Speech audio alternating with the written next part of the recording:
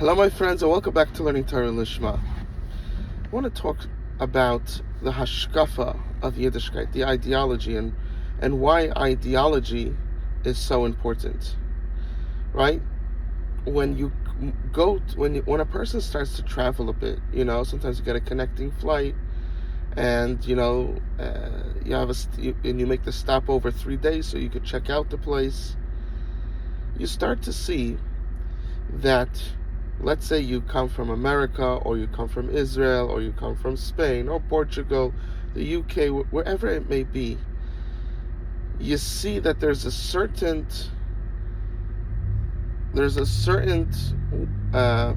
ideology in the place that like God save the Queen, right? Right? We don't have such a thing in America. You understand? No one's thinking like that. Why do people in England think like that, or used to at least? You understand? Because because she's the queen's already, So, Why? Because the ideology of the place, what is talked about, what is implied, what the atmosphere of the place tells you is that the queen is something important. However, in America, let's say, where there is no such thing as a queen and king, no one thinks about that. You understand? If anything, presidents are the people very often that are the most attacked. You understand? And today they're even starting to attack the first lady, which usually women are like loyal to other women, even when another woman does something wrong. We see something here interesting. They attack the first lady even though she did nothing wrong. You understand? It was very extreme. So so it has to do with the ideology. America doesn't have this idea of a king and queen, and therefore things go a different way. It could be positive. Unfortunately, today it's very negative. You understand? So that's the facts. And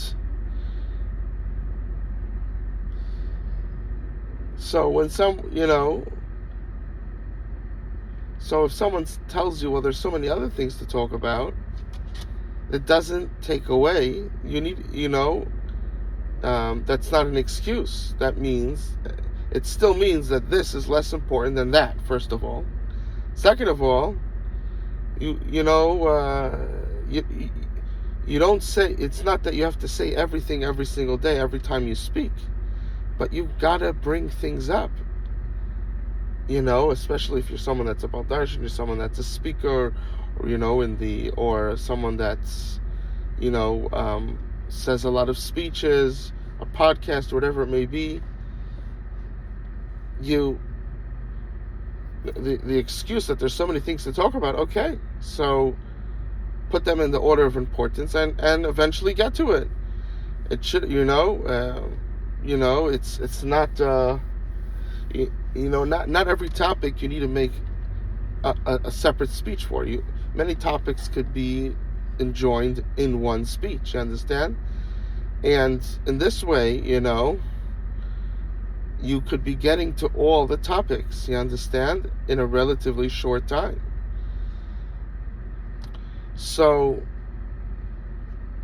the only reason, if someone isn't talking about something, doesn't take it seriously, especially when it comes to essentials of life, health, wealth, marriage, children,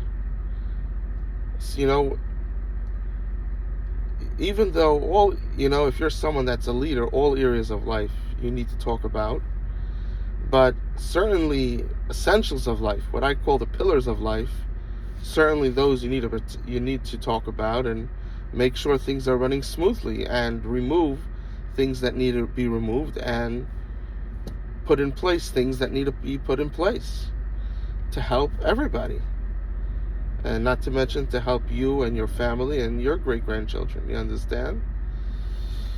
So if someone doesn't then that shows that it's either it's not important to them, or maybe it's something that's super controversial and they don't want to talk about it. In that case, you can't be a leader. A leader has to be fearless, to do what's good for God, to do what's good before God and what's good before man. That you understand? So if someone is afraid, then they're not yet ready to be a leader, which is fine. Take some time, work on yourself. Today people are just like, I have to do this, I have to do that. They don't realize that things take time. People get married and then within a month they're getting divorced. They don't realize things take time. Now, if you see there's serious issues and you just got married, then don't have cohabitation, because then there could be a child. Wait and see if you really could work things out and be together. Don't just let your lust overtake you, and while you're fighting and while you don't feel comfortable with each other, you're still together because it's pleasurable. That's irresponsible. So, and there's actually a law in Judaism that if a husband and wife, either both of them or one of them, is feeling hate towards the other, they're actually not allowed to be together. Or, they're not allowed to have bia. That's the law, actually. What we mean be together means they can have cohabitation, something that could create a child, that type of act. Everything else is fine, but just that they can have. The Torah is very focused that there's harmony, and if there isn't, that you should realize it and fix it. The Torah, especially when it comes to marriage,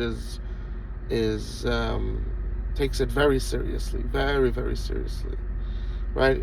There's a pasuk in the Torah, in the Bible itself. It says, "V'simach es ishtoi b'shana rishona."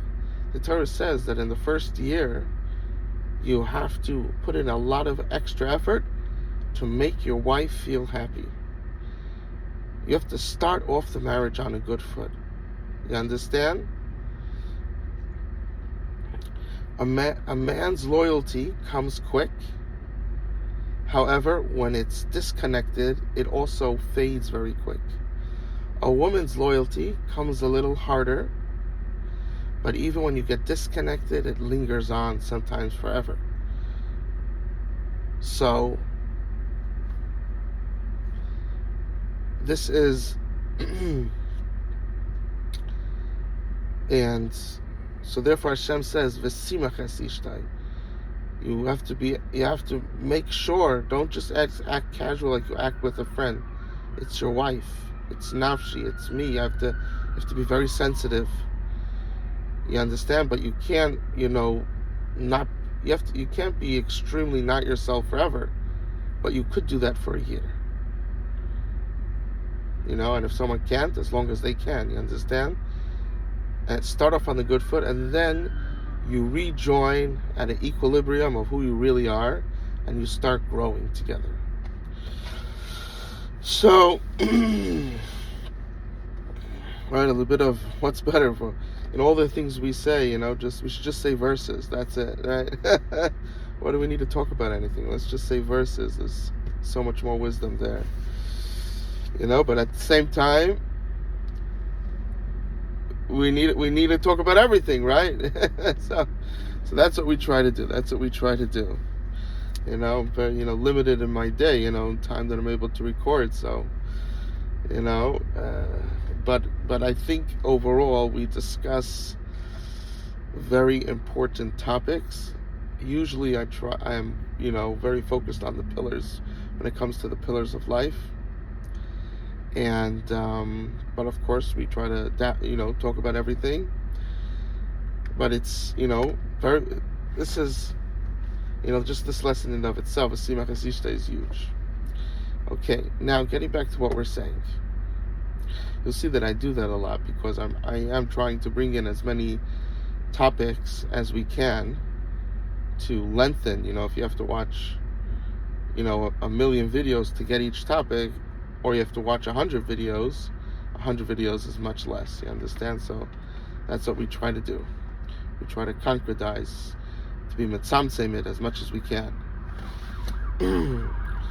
So, Jewish ideology, it is something that is so unique, so interesting.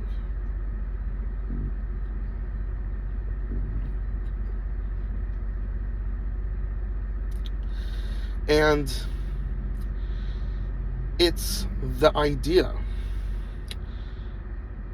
the knowledge, that gnosis of truth that is so important. It is so essential, because when a person, right, there's chachma, there's the original thought, and then there's bina, then there's, from that original thought, the different extrapolations from it, and then there's das, from the different things you see in front of you from that thought, you figure out what I should do in this situation. And in order for this whole process to work, you first need to have chachma, you first need to have proper thoughts. So how does a person get the proper thoughts? You understand? He needs to have ethics, he needs to have morals, he needs to have mercy, he needs to have humility, he needs to be, he needs to be a tznuah, he needs to be, he has to be modest. And we're not just talking about in clothing, but a modest person, you understand? Something that, it's like people completely don't understand today. They think, the only thing they understand about modesty is the clothing, but it's not just that. It's how you walk, how you talk, all these things, how you portray yourself, right? There could be a woman that she's dressed very modest, but she walks in a way that she shows that she wants everybody to look at her. You understand? She gazes at you with this smile, which you feel you have to look back at her, because even though you don't want to, you understand, you're not interested, you just feel it's not polite. There are tricks, all these different tricks, you understand?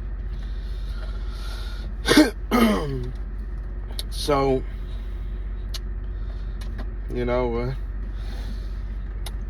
there's many other tricks, but I don't want to give anybody, that I think is something that we could hear, and I don't want to give anybody, people that want to do bad things, bad ideas how to do it.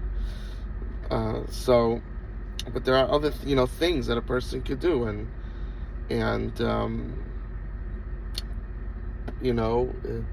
in Jewish teaching it talks about different things that sometimes you might fall into immodest behavior, and you don't exactly realize it because it comes natural. A person wants to be recognized, and in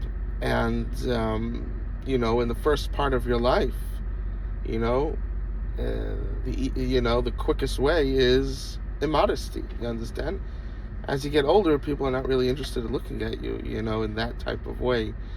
They're looking at the holiness, the purity, your kids, things like that, you understand? So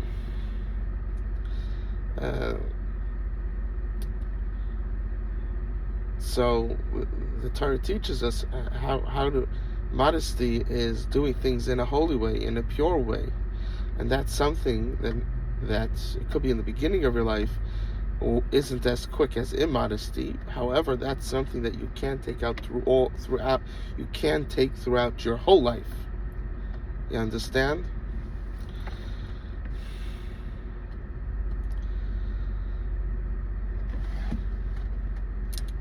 So we see that ideology is extremely important, and to be, not everything we should be understanding. We could feel bad, but we should not be understanding of. You understand? Not, if for instance, let me give an example, right? Everybody knows that heroin is one of those drugs that if a person, God forbid, takes it once, one time taking it can cause a permanent addiction for your whole life. And I've talked to people that actually got out of it, and they say getting out of it, you feel the sting of death when you don't take it, and you're forcing your body to be cleansed from it. You understand? So if you have someone that's taking heroin, it's true you should feel bad for him, and you should, if you can, you could say, let me, if you have the means, then, why not tell him that if he wants, you'll help him he or she get off of it, this or that, you understand? But to allow them in your home, to allow them to hang out with your kids, even though there could be someone very close to you, today, many times it could be a brother or sister, you understand? It could be a parent, it could be a grandparent, you understand? And they're not in the middle of a war, they're just living their day-to-day life, and they take heroin, you understand? The reason why I say that is in war, they found that sometimes, even then it's not, a smart thing to do, but, in war, they found that sometimes, people like in the Vietnam, with, when they saw when a soldier was captured, they would actually eat the soldier, and then they would find the skeleton, So people were, let's say, taking heroin, they found that by many of them, when they came back to civilization, they were able to stop somehow being in that severe scenario of war, prevented the addiction from happening. How this works, I do not know, but that's something that did happen. So, but there was many that did continue with the addiction, and if you're not in that scenario, then for sure that's not going to happen. That was unique.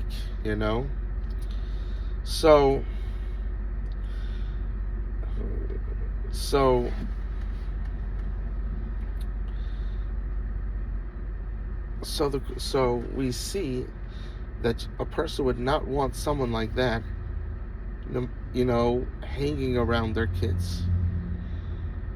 Why? Because all that has to happen is the kid does it once and there's no return. You understand? Now, many other things in life, doesn't happen after once, but after many times, things do happen, So, you have to, just like you wouldn't allow the heroin around your child, many other things in life you also won't allow. Why? Because your child is not just going to meet that person once. They're going to be meeting with that person many times. They're going to come to your house, this or that, you understand? And,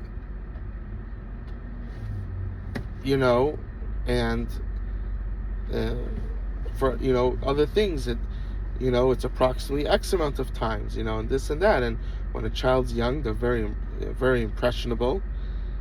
And you don't want your child to end up that way, or in any other area of immorality, of wrongness, things like that. That's, there's certain things that a person does that no one knows, and it's hidden, and, they're not portraying that. But there are many things that automatically is portrayed that people know, and therefore you have to take a different stand. You understand? It has nothing to do with it has nothing to do with that you don't feel bad for them. Of course you feel bad. You want the best for them. But you can't take how someone was going to be affected and care about that, and not care about something else that is more important. For instance, your children. You understand? There's something called Kedimus, things that have precedence, things that come first. And this leads us to what we're getting to, and that is is that to be a leader, you need to al rishon rishon val achron achron. You must put things in the proper order of importance, and certainly you shouldn't take something that shouldn't take something that's unimportant and put it first, or very little, or talk about something that is important, something that is very important. So the thing that I want to get into today, it's a few things, but it all comes from one shirish, one root. And a person should know that this could happen in anything, is when a person makes it that the way of life, when someone tells everybody, right? For instance, if you say the way of life is just money, and that's everything, or you say the way of life is just getting married, and that's everything, or you say the way of life is just learning, and that's everything. When a person makes it that the way things work in their religion, in their country, in their nation, that it's one thing and everything else pales in comparison, as opposed to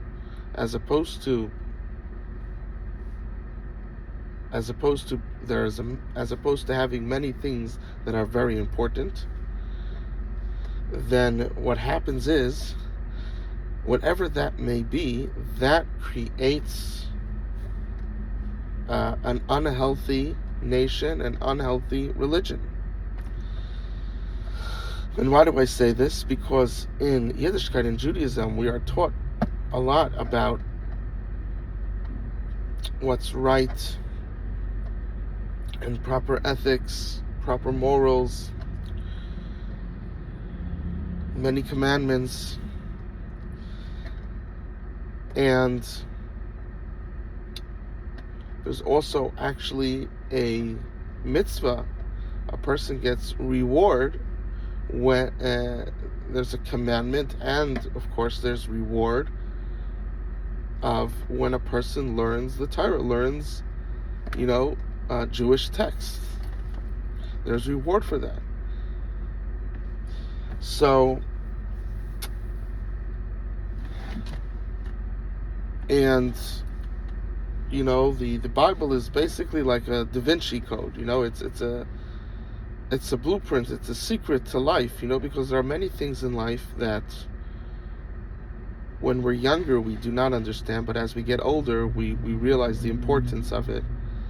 So having the Torah, and then having the sages that come and give their perushim, they explain it and they go into detail and everything, is very crucial, because it opens up our minds to that of someone who's 70, or to that of someone who's 80. It opens up our minds to the way a prophet thinks, you understand, to the way Moshe Rabbeinu, Moses thought, you understand. And this is very it's very important for us spiritually and intellectually. A person literally becomes smarter because of that. So learning is tremendously important. But today we see that there's a emphasis starting, when Rav Aaron talked about learning full time, he didn't mean everybody, you understand? But he meant, he actually only accepted geniuses into the yeshiva, into BMG. Today they accept, anybody, you understand? Below average they accept. Which is fine, but the problem is that they're saying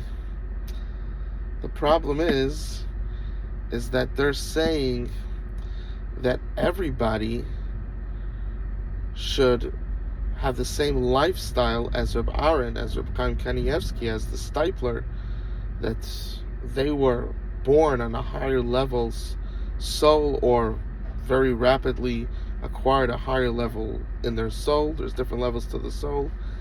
And for them, learning full-time worked out fine. You understand?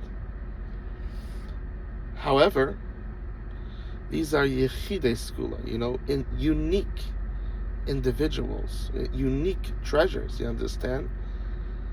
The problem is that they say everybody should do that. That's really what everybody should be doing. And of course, we would wish that everybody could reach that level, but practically almost no one in their life will reach that level. And therefore, they will have a lack of content in their life. They will be severely lacking in wisdom. And you're going to say, how could that be? They're learning, yes, but there's many things that you learn from working, from having a balanced life, that you have to have a higher level soul, meaning you have to have, there's different parts of the soul. You have to be connected to higher levels of your soul, that when you learn, you should get all that info that you would have having a regular balanced life. You understand? So let's say for a righteous person, he could do a little action and he gets all that wisdom because he learns so diligently and so much.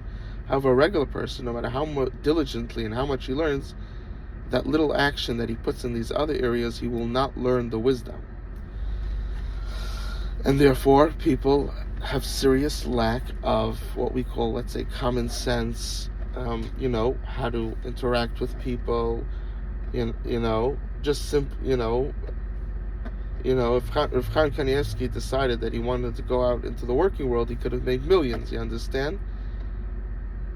However, when a person that's not him does it, he won't be able to. If he didn't learn a trade when he was young, then it will be very hard for him. And now again, the next thing we're going to say, we're talking about everything, of course, legal, and even more so in a healthy way for the child.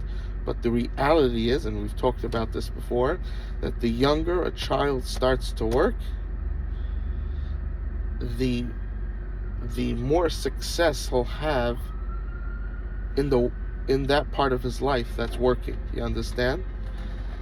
And I remember there was one of these, I think it was one of these senators that talked about his mother, that she was working on a cotton field at 11 years old. And just that simple act of doing that, he said that when he spoke with her, she said that helped her a lot in her achieving just the act of working. We're not talking about a stock trader, some complicated things. Just the act of working, and you have responsibilities, and when there's people you need to talk to, and you need to please certain people, you learn so much from that. It's not so much what you do, but it's the experience of it. You understand? It teaches you so many things. You understand? Because you're going to be dealing with men and women, and you learn how to please them, and then you realize that they think differently and work differently, and then you see there's different people, and there's people that you would never imagine that they would think that way, but you think one way, they think completely a different way. You understand? And you come to see how things work out for people that think this way, this is what works, and people that think that way, that's what works. That's not the same thing. So many things that you learn. You get fired and you very quickly learn not to be lazy. You understand? After you get fired a few times, you understand? All these things, just growing up, knowing that you're gonna go to work, it makes you become mature quicker. You understand? Just the thought of work matures you. Certainly the action, there's so much there. And this is something that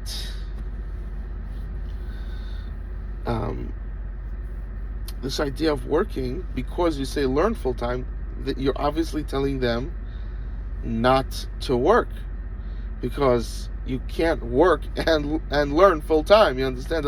Doesn't go together. So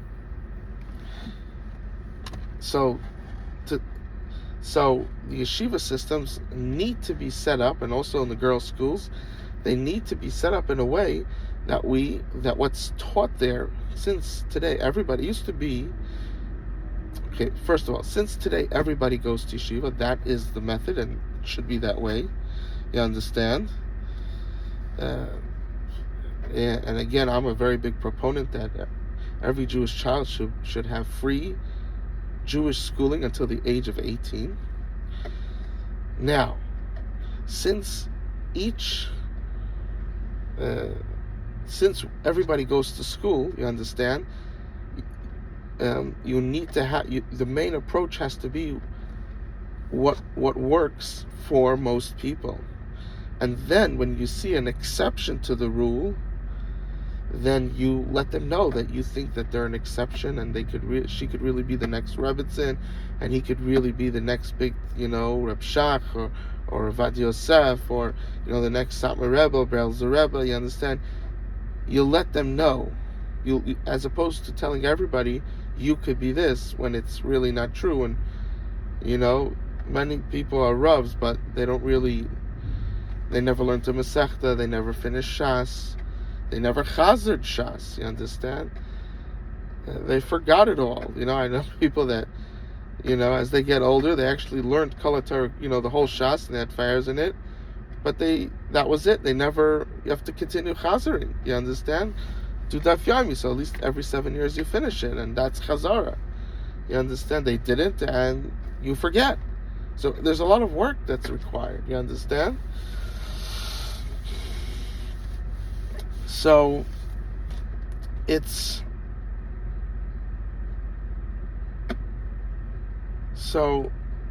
instead of making everybody think that they could be Rav Chaim Kanievsky and Rav Shach, and I think that sort of takes the merit that Rav Chaim Kanievsky and Rav Shach and all the great tzaddikim, it takes their merit that they're so great, and now you're using it in an evil way because you're telling someone who's not meant to do that because this great tzaddik did.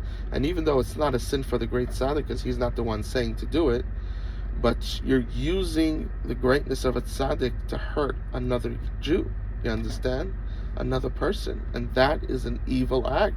And it's so deeply evil because you're using the righteousness of a great sage to cause someone to do something for them, cause someone to have a way of life that's harmful for them.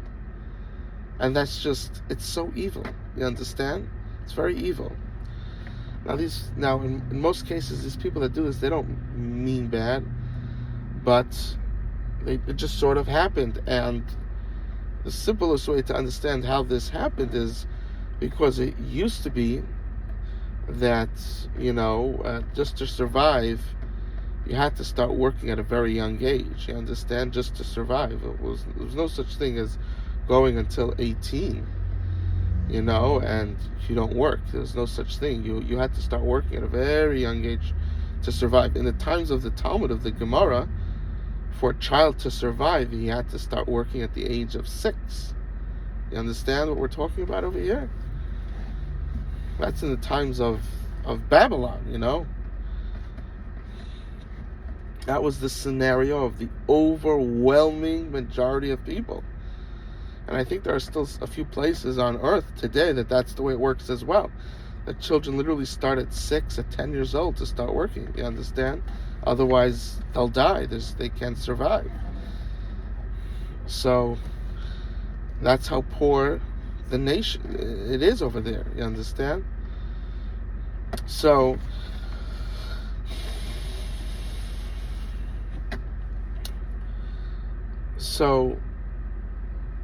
firstly, this whole ideology of today there was no option of it back in the day. And because of that, the system is that we focused on the geniuses, because every Jew's holy, so we need big rabbis that could memorize Kol HaTorah Kula, which is not hard, which is very hard. So you need geniuses. Could a miracle happen? Yes, but we don't bank on miracles. So they looked for the geniuses, and those are the ones that came to yeshiva, that had Jewish schools. And the ideology was that geniuses should become rabbis. You understand? That was the ideology. What happened is that, so the yeshiva system in the beginning was only for geniuses. Now there was, in the town, like we would, let's say, call yeshiva katana, like a small school that the rabbi, in the shul, in the synagogue, the young kids would come and learn how to read and write and, certain basic things, but learning Gemara, learning Eon, and memorizing, or learning how to memorize Kala Tarkula, all that would happen in the great big yeshivas, you understand? And that was, when the rabbi saw that one of the kids that are by him is a real genius, he would send him to one of those big yeshivas, to learn under the great Talmidei Chachamim. And that's how it would be. So what happened was, I'm just giving a very superficial but nonetheless true understanding of what happened. Of course, there's many more details. What happened is when later on, when affluency, money became less scarce, and now the option of learning longer and more as a child, before you became an adult, because remember, kollel is a very new thing, so this is going to come later. But just learning longer and going, you knew you're going to go to work, but that would be later, What happened is that free time, so now the yeshiva started to adjust and be taking in those boys as well, but the same ideology of we have to get everybody. But now the people that the ideology wasn't switched from just the geniuses now to more people, geniuses and people that are in between genius and regular. It started to shift. And as time went on, that thing shifted into that a child could be supported until his adulthood. So let's say here in America, that's 18. He could be completely supported until his adulthood, and therefore let him learn. And that's let him maximize his learning. Doesn't mean he shouldn't work. I mean, what I'm saying, it doesn't mean he shouldn't work at all. I think he should have work, because that it's very important. The earlier you start working, is the better. First of all, the better work-wise you'll do, and the better man or woman you'll be. It teaches you so much. But we're not talking about full-time. When, as a youngster, as a child, until you become to adulthood, right? You also, it's some of the time, but not all the time. And so that's what, so this would be the correct way to do it. But what happened is that so now it came to a situation that now there's so much, like literally every child could go through the system, and now even past 18, until he gets married, and then even after he gets married, you understand? And they have this idea of just continue learning. You understand? And since it's so far in the future, the time that he would actually have to start working, because there's money to support him all the way until he gets married, and he could get married at 25, he could get married at 18, doesn't really happen. It starts like around 22 and goes all the way till 30 and beyond, because the shidduch resume situation makes it so difficult to get married, and so that goes on forever. Then once you get married, right, there's a support for, let's say, 2 to 5 years.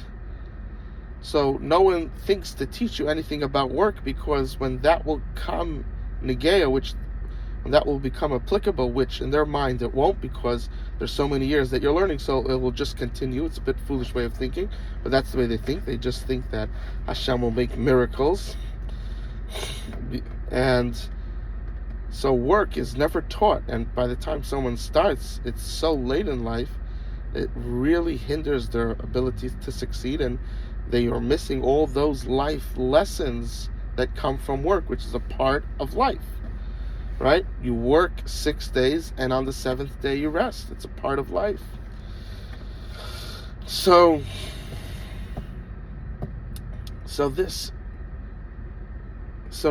then to say, well, because someone like Rav Chaim Kanievsky, it works, and therefore it should work for you, that's incorrect. Rav Chaim Kanievsky is unique. The Steipler is unique. Rav Shach is unique. You understand? These are unique people. And to sit and say that that's the way everybody should be is disingenuous and harmful. And that's what's happening today, unfortunately. So this is something that people need to realize. And they need to realize that, and just to understand, when did Haskalah come about, or the Enlightenment and all these things could only come about when people could be children for longer, not fully grow up, which is understood as getting a job, taking care of yourself, you understand, being able to balance yourself, your own life, and not be reliant upon other people. As that became that you don't, let's say in the times of the Gemara was at 6, so you couldn't have an enlightenment thing happen. You couldn't have, the Haskalah happen in the times of the Gemara. Why? People tried, but unsuccessfully. Why? People didn't have time. They didn't have extra leisure time to become a kafir, to become an infidel. They just didn't have the time for it. Today, where there's so much extra time, that's when the Yetzer Hara saw that he could make something called Haskalah, he can make something called the Enlightenment. He can make these things, and he could be successful, because before that people literally didn't have time. It was just survive. That's it. Don't die. Very little time. So just to understand the progression of how things happened. And this is how we have this whole idea of Kollel learning full-time today, that it's everybody, not just the geniuses, but everybody. That's how we have that happened. And that last link in this whole progression is Rav Aaron Kotler. Rav Aaron Kotler opens up his yeshiva, and I've spoken to his Talmidim, and my father's a Talmud of his, and he said he only took geniuses. And he said, my father says, the only reason why he got in is he was connected with, the Mashkiach liked him, but you had to be a serious genius to get into BMG. Today, anybody can get into BMG, just, even a bit below average, you could get into BMG, there's no more like 130 IQ. That doesn't exist anymore, be very average, very basic, and get in. So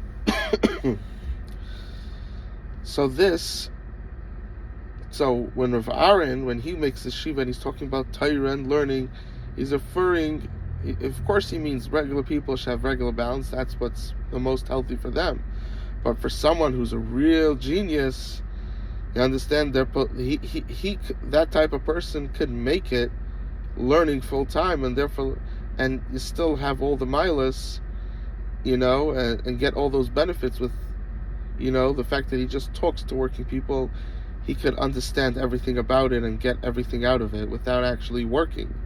You understand? And certainly if he works a little bit, he could get all that wisdom. He doesn't have to spend so much time the way we need to. And Rav Aaron, therefore, created this idea of Kailel to, we have to that we should have Rabbanim and Tzaddikim and that are, people that know everything. You understand? Humongous. That was his idea. And once when he was nifter, and maybe even a bit towards the end of his life, when he had that idea, but he did it in a time where everybody's told to go to yeshiva, so they sort of mixed Rav Aaron's idea with their idea, and they said Rav Aaron is saying to people that go to yeshiva that you should learn in Kailel full time, but we're saying that everybody should go, and Rav Aaron's also saying everybody should go to yeshiva, but he doesn't mean that you stay there forever like the way a genius does. You understand? What's happening here? But they didn't they either didn't want to differentiate, or maybe they didn't realize. There's probably different people that different things. Maybe I'm sure there's some people that actually did know, and now we have this. It's basically combining these two things as one when they're really supposed to be separate. Now, I do want to say that it's true that Rav Aaron is correct, absolutely. However, for two reasons. First of all, because of the intensity of Kailel, of how it's literally brainwashed the whole nation, I think we have to go to a complete other spectrum. That even people that learn and are geniuses, even them should have a job and be able to support themselves. And yes, if they're a Rav or they're a Rebbe, yes, they also get payment. You understand? The Rebbe is already sort of a job, you know what I'm saying? But let's say they're a Rav, you understand? Doesn't mean of course, you pay the Rav and he works, but he doesn't have to work so hard, you understand? And he could take that time to learn and help the community, absolutely. But he also needs to work. I'm very into that. Everybody should be working. For two reasons. Firstly, what we just said today, we have to bring common sense back. Maiga, make Yiddishkeit great again. We have to bring that back. And second of all, I just see the danger of, meaning, if you have this great, this big genius that he works, it's not like he's being damaged by it. If you understand, let's say you honestly think that no one could, be successful without working, which it's not true. But let's say you think that, you still don't hurt people. You understand? You don't end up hurting people. You don't end up going to an extreme. Why? Because working isn't something that is going to hurt someone, even if he's a genius. It doesn't hurt him. You understand? So he's working, but he's also, since he's so genius, he wants to be smart as well. He wants to be holy as well. Certainly, he wants to read the God, the work of God. You understand? So he's not being hurt. However, if when you go onto this direction of finding people that don't have to work, and when you go down that direction, then you start telling people, regular people, that should be working, and that's actually what's best for them, the balance, and then you tell them not to. That is extremely harmful for the regular people, and it's also harmful for the geniuses, because I've seen many geniuses, because now the yeshivas are not looking at the erech, the geniusness of the person. They're not looking at the person. They're just looking at the money, because there's so many students and they have to, take care of all of them. They're not looking And so what happens is the genius actually can't go to school. He's trying to get into school, and they put him through Gehenim. This form is that form. We only give out forms at this time of the year. It costs this money as opposed to it being free. That not only is it extremely harmful for the regular people, which is most of Klal Yisrael. You understand? It's 85-95% of Klal Yisrael, but it's also harmful for that 15% of Klal Yisrael. You understand? It's also harmful to them because they're ignored because there's so many other in that same system. You understand? So this is the danger of it, and therefore it's better to set things up in a way that you don't cause harm, even though there could be people that could do possibly more. There's that 15 to 5% people that could do more with learning full time. You understand? But at the same time, you're not harming them. You understand? There isn't this great harm that's coming to them. However, the other way, there is. There is, because working is an essential part of life. It's essential. It's crucial. You cannot live without it. It's not something that you could just ignore. And therefore, that is it's not only that you're actually preventing people, you're hurting people. You understand? You're hurting them. You're causing them a damage. They're missing great aspects of their life. And even the people that are from the 50%, many of those can't even, they don't even get into the yeshiva. They're left, they become homeless people on the street. You understand? They go crazy because they're very smart, but they're being treated so badly and they can't understand. And there's many people that go crazy. Many people that go off the derech. So many things, you understand? So this is huge. And there's many aspects which we've talked about it, but it's important to bring out something from the different facets so people get to understand the importance. You bring it up from one facet, person that's not so smart is like, okay, it's just one facet, even though that facet is so important. But when you start bringing out from different ways of looking at it, different facets, then they start to realize it's not something that I could ignore. I have kids. How could I just ignore all this and let them get hurt? You understand?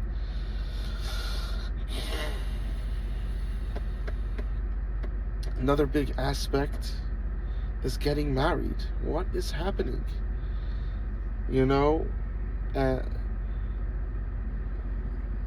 It's only getting worse, meaning the more that they do, the worse it gets. There's temporary reprieve, temporary, but basically just getting worse and harder and more negative and more low caliber and everything. You understand? Treating them so inappropriately, so negatively. It's just horrible when you get into the stage of life that it's time to get married, and especially when you're trying to get married. It's until you get married, that whole stage is a nightmare. And there are people that they go their whole life in that stage. You understand? It's crazy. It's crazy what's happening. And people refuse to change. Instead of this resume, they refuse coffee dating. They refuse, allowing someone to approach a girl respectfully, or allow, or a girl to approach a boy, and ask him a question, and that way, get into a conversation, and that way show that she wants him, and then he could actually ask her out. Refusing to allow such things to be. And we're talking about for marriage. You teach them strong in yeshiva and in girls' school to get married, so that they use these things to get married, not just to hook up with people. It depends how you teach them, but if you teach, which the Jewish schools are teaching for marriage, so you don't have to worry about it. And we're going to say, well, what, maybe this, maybe that. You have to understand, whatever you do, people are going to go off the derech. But if you want to have the biggest success, is you need to follow God's way and not put your own chumras, your own stringencies. If you want to have a chumrah for yourself, you can do whatever you want. It's your life, you understand? But to push it on someone else is wrong. And if you're teaching them to be married, don't play around with girls, respect them, respect their virginity. You understand? And when you get older, you approach a girl only for marriage. You don't just approach a girl to have a bang, to bang her. That you respect virginity, you respect marriage. You teach them like that, then they're going to do things the right way. You understand? Well, what about the 1 in 100,000, the 1 in 1,000 that's going to do different? Right now, we're having like 1 in 100 that's doing different. You understand? It's way worse. You understand? It's way worse. And I would be scared that it's even worse than that. You understand? But it's way worse. You're always going to have people that go off the derech. But one thing that Hashem created this world and He knows how it works best. So if you follow His directions, then you'll have the best outcome. It will never be 100%. It just won't. People have free will, and at the end of the day, there's always going to be people in different areas of life that will choose to do what they want, even though God says you should do this. They'll choose. They won't choose the life. They won't choose God. That's part of free will. And starting to control people in every aspect of life, you understand, that doesn't help people to now not sin. That just makes more people sin. Because you make it so impossible that the only option is to sin. You understand? So, resume has to be obliterated. This idea that the girl's parents or the girl, or the boy's parents or the boy, look into the other one, has to be obliterated. You're going to a shadchan, you trust the shadchan. No one's, this whole dream that you trust the shadchan means she has to marry him. What are you? You're mental? There's something wrong with you? Stop this. Shadchan is not telling anybody to get married. He's just the shadchan, whether it's a she or he. Usually it's a she today. All he's saying, he or she is saying, is, I think this is a possibility. Go out and see. You understand? That's all they're saying. And if you brought up your child like a dumb idiot that they have no musag of how to tell who's a good spouse, then that's your fault. Recognize it and fix your mistake. You understand? If you're unable to teach them, get someone to teach them before they go into the marriage stage. And if they're already there, then recognize your mistake and teach them. And within 90 to 3 to 6 months, they'll be in the marriage. They'll be in the pool. They'll be back in kala mode of becoming a kala, and with vigor and without divorces. You understand? Literally, girls getting divorced one time after the next. It's like they're unable. Like once they're messed up forever. No one cares. No one cares. What's happening here? What is happening here? Boys, at least from each divorce, they learn something. You understand? They change. They become better. Girls, they just keep marrying the wrong person. Unable. I don't know. You understand? It's so... Yeah. Okay, this is a bit of a tangent from what we're discussing, but just to bring that up, that is the truth of life, and therefore, if you're a girl, you have to be extra cautious about yourself, that you get the right ideologies, that you learn how to tell who's going to be a good husband, more so than a man, because a man, of course, a man also who wants to get divorced, but I'm just saying more so because there's something about a girl when she goes in the wrong way, even if she thinks that the wrong way is the right way. It doesn't make a difference what the reason is. There's something about it that she just never leaves it. You understand? She is very stubborn and just continues and wants to force her way of life to work, even though it just doesn't work. You understand? She will go to death fighting. It's like a woman fighting that she's beautiful, like Vashti with the tail. She you fight.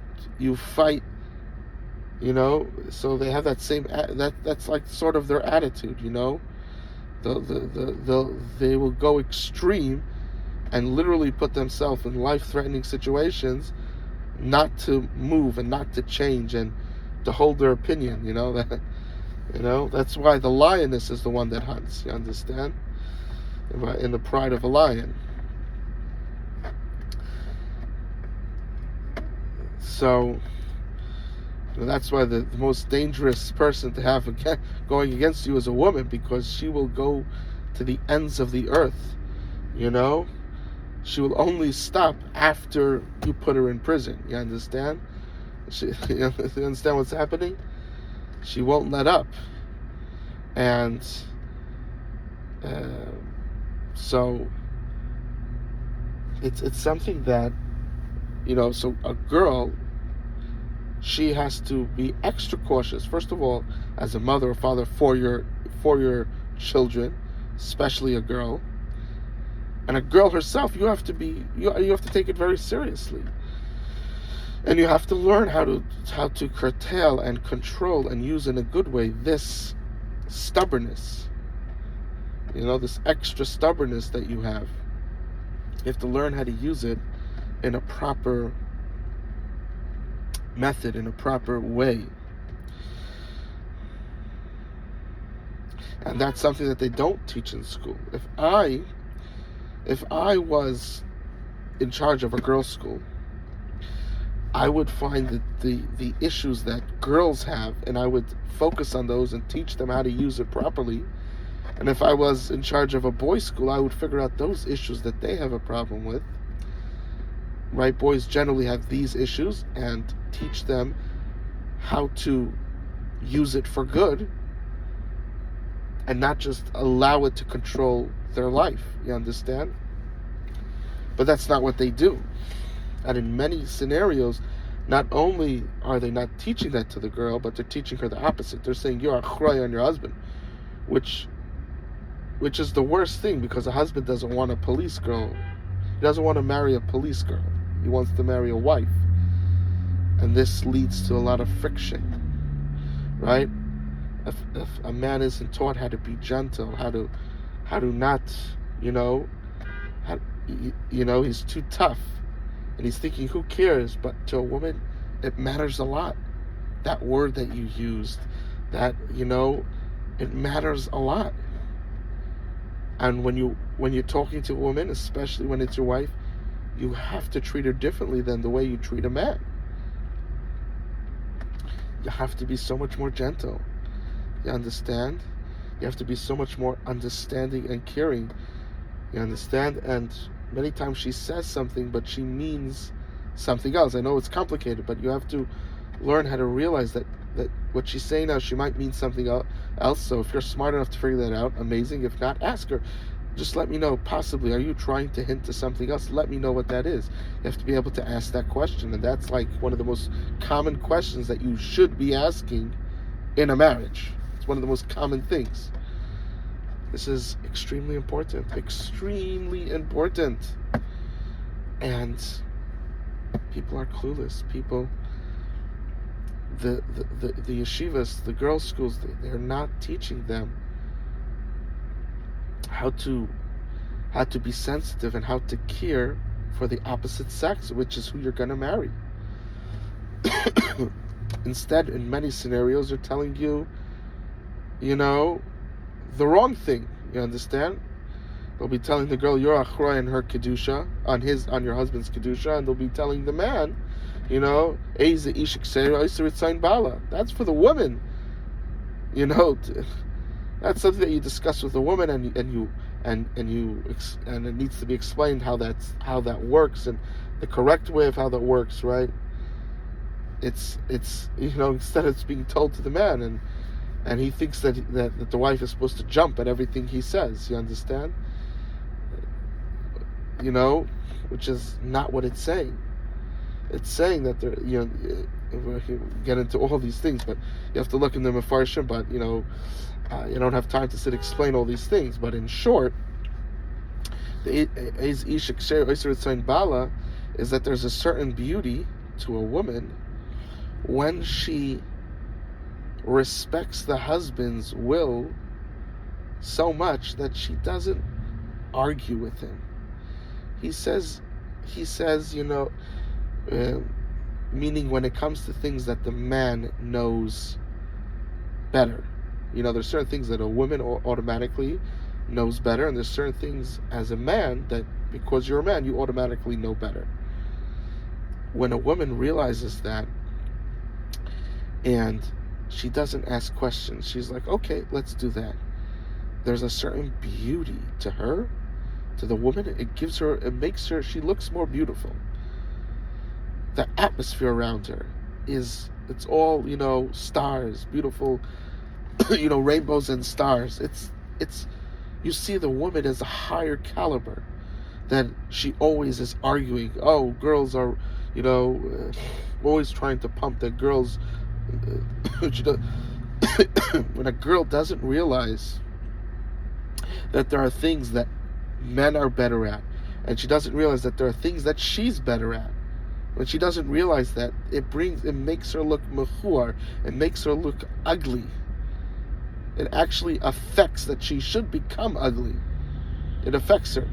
Some people quicker than others. There's something deep that the Torah is teaching us. But the sayings, a lot of the sayings of the Torah, it's first of all, if you just do it, then you start to realize how it's supposed to be used, first of all. Second of all, the Torah is not, it's not something that's written for stupid people. It's written for highly intellectual people. So when a highly intellectual person hears this, he understands what the Torah is saying. But when a regular person hears this, he doesn't understand. He or she doesn't understand. And they're certain, and today they're certainly not going to do it, and the only time that it will be used is in the wrong way, and it's unfortunate. It's unfortunate. We have to learn to be a little more humble. Stop thinking that everything we're doing is the Messiah, is L'Shem Shemaim. I've heard the weirdest things. I was speaking to one of those Rosh Hashiva, and he was like, everything Rosh Hashiva says L'Shem Shemaim, everything.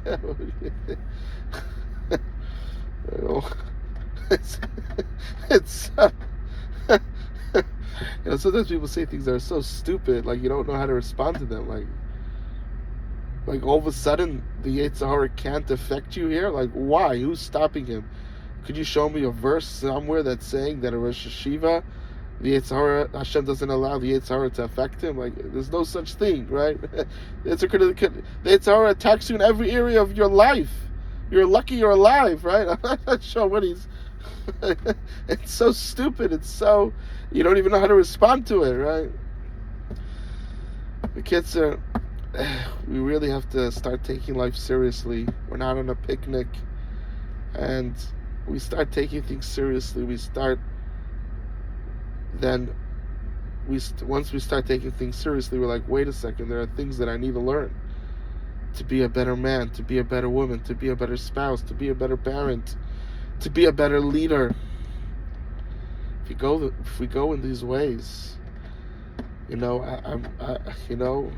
I really think Mashiach will come. Mashiach could come in the next 90 days. I really think that we could really turn things around in 90 days, and that's all it would take for Mashiach to come. Let's start ourselves making that changes. Let's start bringing our family in that correct way. Let's teach balance, learning, working, balance to our children. Don't sit and tell them to argue with their Rebbeim, this and that. No, with their moras. No, just tell them this is what, explain to them. And you don't, when they're very young, you don't have to talk to them about this. But when they get a little older, you understand? And then when they get around the age that they can start working, you understand, whatever that age is, depending on your child, then you start getting them to work a bit. Of course, again, everything in a legal way, according to the country you're in, and of course, most importantly, in a healthy way. So you start to talk to them about that around the time when they're starting, and that starting point is not 18. You understand? It's years before. And you get them, let's say, a lawnmower, and they do people's lawn or different things. The women, do babysitting things. People looking for babysitters. No babysitters, right? The girls don't want to be babysitters. The boys don't want to mow the lawn, right? What's happening? Like people are losing. It used to be that a boy would love to mow the lawn. It used to be a woman. She would love being a babysitter. She would even do it for free. But if she could get paid, even better, right? You understand what I'm saying? We have to get reconnected to ourselves, and we have to. You talk to them about it a little bit, right before you get them into it. You understand? And that's something you need to talk about with your spouse and figure it out. You have to get your spouse on before you talk to your kids. If you're married, you have to get your spouse to be understanding what you're saying, and you could tell her that this is the way, if you understand this to be true, and the other way you don't, right? You're just doing it because this is what the rabbis are telling you. This is what but it's their own ideas. It's not Hashem's way of life. You understand? So, or Rebbitzins are telling, say what I'm saying doesn't make sense. Like what we're discussing, it doesn't make sense. And what they're saying, do you see that there's issues, that potential harmful side effects? Yes. So I'm not here to sit and judge what they're saying, and I do not want to get into an argument with them. I want to just be peaceful. Could we do this other way that we both understand? Because how could you bring up your child, right, if the method you're doing you don't even understand, right? How could you do that, right? You have to have a logical way that okay, that you know what to do next. But